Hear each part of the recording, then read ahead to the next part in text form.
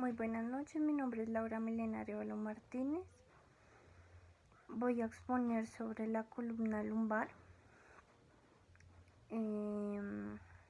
La columna lumbar hace referencia a la parte más baja de la espalda, donde la columna se curva hacia el abdomen, comienza alrededor de 5 o 6 centímetros por debajo de los omóplatos, se conecta con la columna torácica en la parte superior y se extiende hacia abajo a la columna sacra.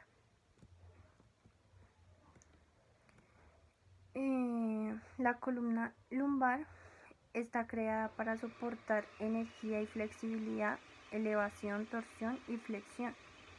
Vamos a hablar sobre algunas características que denominan a la columna lumbar. Una de ellas es la vértebra que se encuentra más abajo de la columna lumbar, es la que más peso debe soportar. Las 5 vértebras de la columna lumbar van de la L1 a la L5. Son las vértebras no fusionadas más grandes de la columna vertebral, lo que les permite soportar el peso de todo el torso. La siguiente característica es que los dos segmentos vertebrales que están en la parte más baja de la columna lumbar, L4, L5 y L5 y S1, que incluyen vértebras y discos, soportan la mayor cantidad de peso y por lo tanto son los más propensos a degradarse y sufrir daño. La siguiente característica de la que podemos hablar es que la columna lumbar se encuentra con el sacro en la articulación lumbosacra, la cual va L5, S1. Esta articulación permite una rotación considerable, de modo que la pelvis y las caderas pueden oscilar al caminar y al correr. La siguiente característica es que la médula espinal se desplaza desde la base del cráneo a través de la columna vertebral y termina cerca de T12 a L1, donde la columna torácica se encuentra con la columna lumbar. En ese punto, numerosas raíces nerviosas de la médula espinal siguen hacia abajo y se ramifican, formando la cauda equina, llamada así por su semejanza con la cola de un caballo. Estos nervios se extienden hacia las extremidades inferiores, los cuales son los glúteos, las piernas y los pies. Debido a que la médula espinal no pasa por la columna lumbar, es muy raro que un problema en la parte baja de la espalda inferior provoque daño en la médula espinal o parálisis. Y vamos a hablar de la última característica de la columna lumbar, la cual es la parte más baja de la columna vertebral, la cual se curva ligeramente hacia adentro, hacia el abdomen. Esta curva hacia adentro se llama lordosis. Ahora, como siguiente paso, vamos a ver las posiciones radiográficas que tiene la columna lumbar. Tenemos diferentes posiciones radiográficas,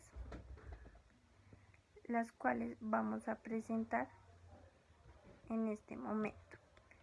La primera de ellas es la lumbosacra en posición AP, con un chasis de 24 por 30 o de 30 por 40 longitudinal, con un rayo director de índice perpendicular al plano de apoyo sobre un punto anatómico ubicado en el plano medio sagital, 2 trasveces de dedo por encima de las crestas ilíacas.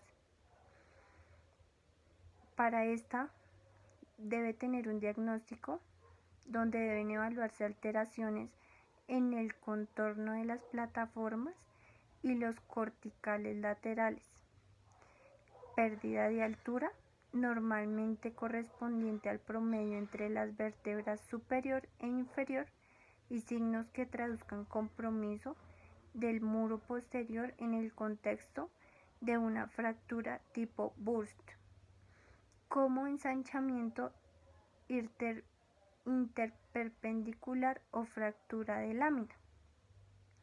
La posición para el paciente en este caso va a ser de cúbito dorsal, de pie o sentado.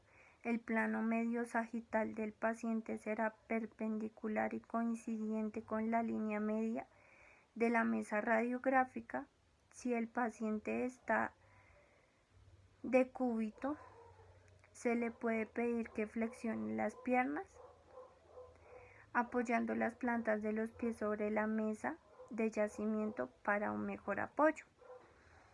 Y como último, vamos a dar unos criterios de evaluación para cada una de las radiografías que vamos a ir presentando.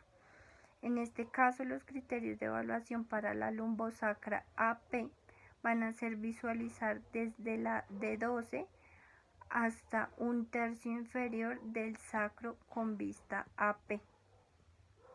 La siguiente radiografía es nombrada lumbosacra lateral, con un chasis 24×30 o de 30×40 longitudinal, con un rayo director, índice perpendicular al plano de apoyo, 2 o 3 trasveses de dedo debajo de las crestas ilíacas, sobre la línea axilar posterior, con una posición del paciente de cúbito lateral, de pie o sentado, lateralizando el plano medio sagital paralelo al plano de apoyo, línea axilar posterior coincidente con la línea de la mesa. Para esta, los criterios de evaluación van a ser visualizar desde D12 hasta un tercio inferior del sacro con vista lateral, igual que la radiografía anterior. Vamos para la tercera radiografía, llamada lumbar funcional, en posición AP, con un chasis 35×43 o de 30×40 longitudinal, con un rayo director de índice en forma perpendicular al plano de apoyo, en un plano parasagital ubicado paralelo y a 3 centímetros del plano medio sagital, hacia el lado donde se inclina el paciente, a 2 trasveses de dedo encima de las crestas ilíacas. El diagnóstico para esta radiografía va a ser identificar el lado derecho, visualizar desde D12 hasta un tercio inferior del sacro. La posición del paciente será de pie, sentado, de cúbito supino. El plano medio sagital del cuerpo será perpendicular al plano de apoyo. Se le pedirá al paciente que se incline lo más posible hacia uno de los lados. Son modificar la perpendicularidad del plano medio sagital. Y para este, los criterios de evaluación serán visualizar el comportamiento, productos de estrés generado de las articulaciones intervertebrales laterales contrarios a la inclinación del cuerpo. La siguiente radiografía que vamos a presentar es la lumbar funcional lateral. En este caso se va a utilizar un chasis de 35×43 o de 30×40 longitudinal, con un rayo director perpendicular al plano de apoyo, índice 2 o 3 trasveses de dedos sobre las crestas ilíacas, a la altura de L3, con un diagnóstico para visualizar desde D12 hasta un tercio inferior del sacro, con una posición del paciente sentado para evitar que la pelvis bascule, el plano medio sagital paralelo al plano de apoyo, coincidiendo con la cresta ilíaca, con la línea media del plano de apoyo. Se inclina el paciente hacia adelante o hacia atrás lo más posible, moviendo la columna y las caderas, con unos criterios de evaluación, los cuales son visualizar el comportamiento de los espacios intervertebrales anteriores, posteriores, contrarios a la inclinación del torso y grado del desplazamiento de los cuerpos vertebrales lumbares. La siguiente radiografía será la lumbar oblicua. la cual utiliza un chasis de 24 por 30 o de 30 por 40 longitudinal, con un rayo director perpendicular al plano de apoyo, acomodando el haz longitudinal sobre la línea media clavicular. Pasa por la espina ilíaca anteroposterior y el haz transversal 2 trasveces de dedo sobre la cresta ilíaca, con un diagnóstico para la lumbar oblicua, que será que el estudio realizado se va a utilizar para demostrar las lesiones de las articulaciones interpofisiarias y las láminas del lado que contactan con el plano de apoyo, caracterizadas por la observación de unas imágenes denominadas, y la posición del paciente será de cúbito. Desde la posición lateral se le pide que realice hacia atrás una posición, la cual será la región dorsolumbar, colocando elementos radiotransparentes para que el paciente tolere esta posición, formando el plan medio sagital con el plano de apoyo un ángulo de 45 grados y con unos criterios de evaluación, los cuales serán que al realizar la técnica oblicua izquierda se estudie el lado izquierdo y viceversa. Por último, la técnica que encontramos es una técnica llamada Ferguson, con un chasis de 24 por 18 o de 24 por 30 longitudinal, con un rayo director central al índice 2 veces por encima del pubis, con una angulación cefálica de 25 a 30 grados, emergiendo en el ángulo lumbosacro, con un diagnóstico el cual se debe lograr visualizar con un correcto espacio entre L5 y S1 y una identificación de la cadera. La posición del paciente en este caso será de cúbito dorsal o ventral, el plano medio sagital perpendicular y la coincidente con la línea media de la mesa radiográfica.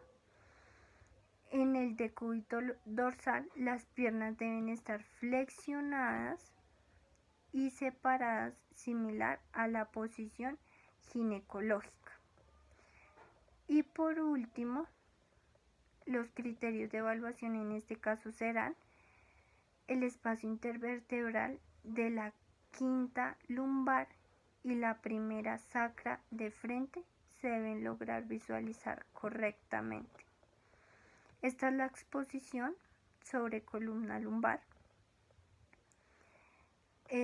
donde logramos entender y obtener una definición de qué es una columna lumbar, cómo está constituida y las proyecciones y radiografías, las cuales podemos obtener de la columna lumbar.